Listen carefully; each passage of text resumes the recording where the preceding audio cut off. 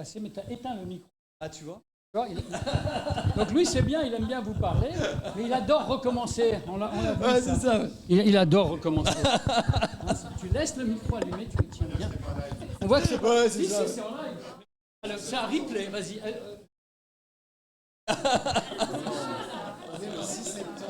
Ouais, c'est ça, 6 septembre, c'est pour pas me tromper, c'est ça. Deuxième prise. Hop. C'est bon? Bonjour, vous allez bien? Bon, je recommence du coup, ok? Donc, je vais vous faire une confidence. Pendant longtemps, j'ai cru que je contrôlais ma vie. Vous savez, ces moments où on se dit « j'ai un plan ». Je maîtrise. Et du coup, on se rend compte que ce plan, c'est juste un post-it dans la tempête. Ça va nous échapper. Et donc, nous sommes le 6 septembre 2024. Je me lève et je m'apprête à passer une excellente journée.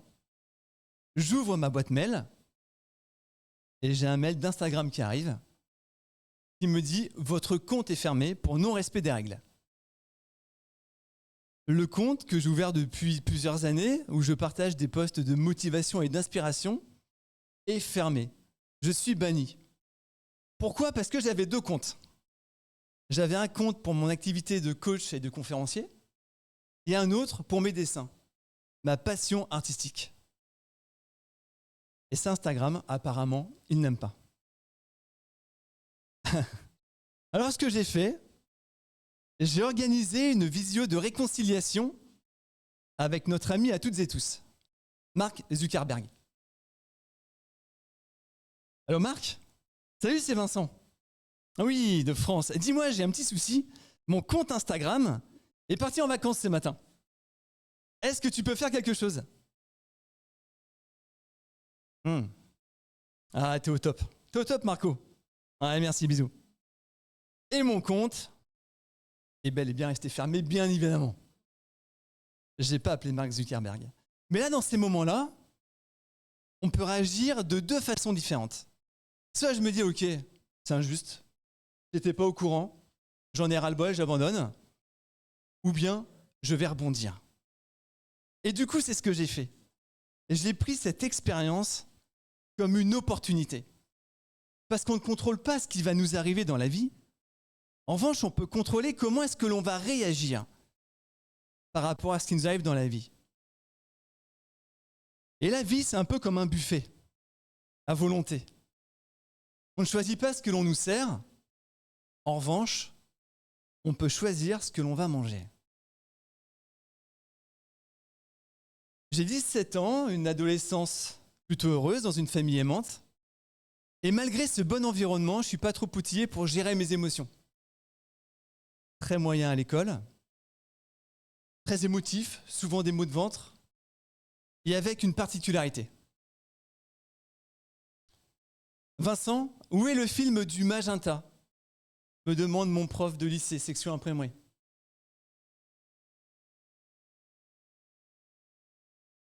Sur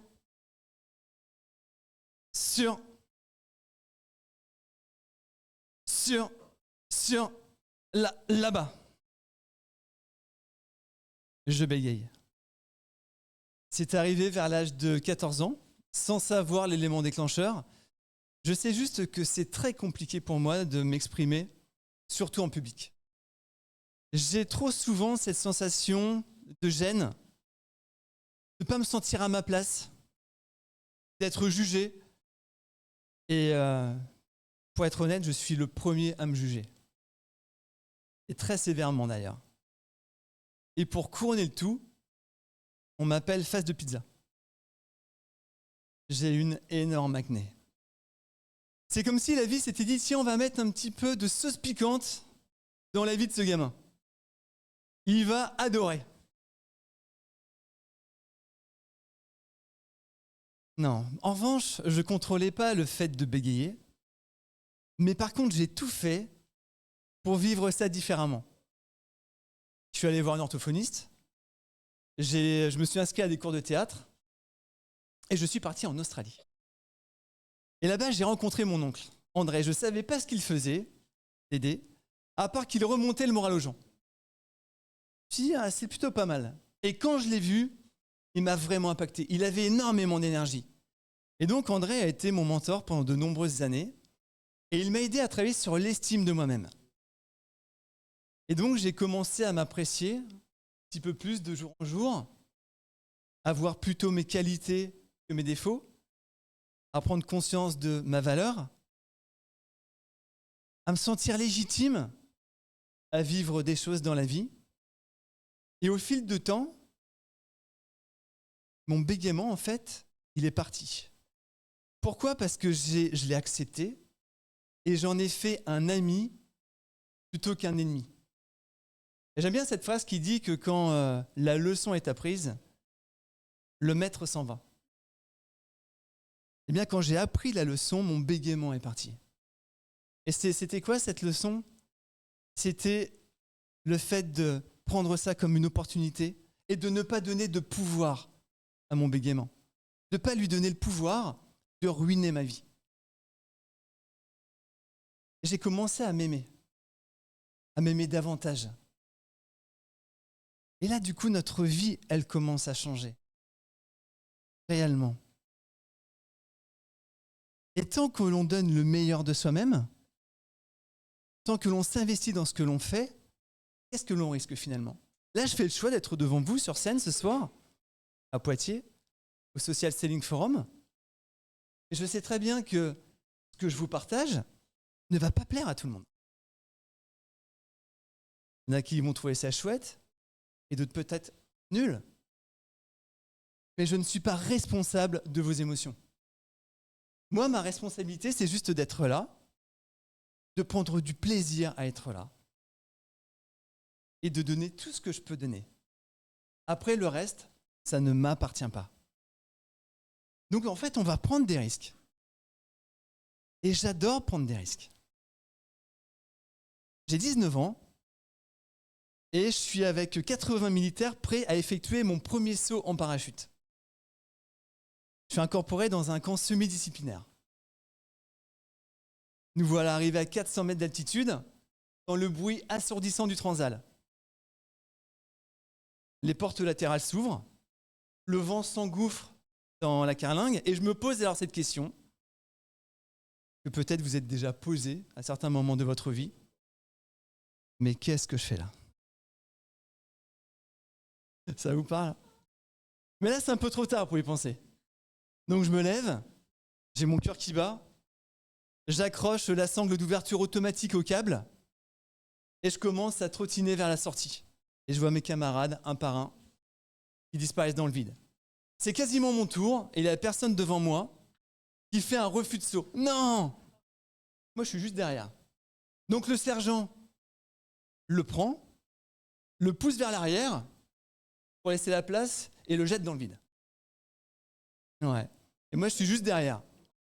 Je me dis, super, je vais mourir juste derrière un gars qui a fait un refus de saut. Donc, je plaque mes mains de chaque côté de la porte. Je prends une grande inspiration et je saute. 1, 2, 3. 3 secondes plus tard, le parachute s'ouvre. Et je l'ai fait. Je l'ai fait, ce saut.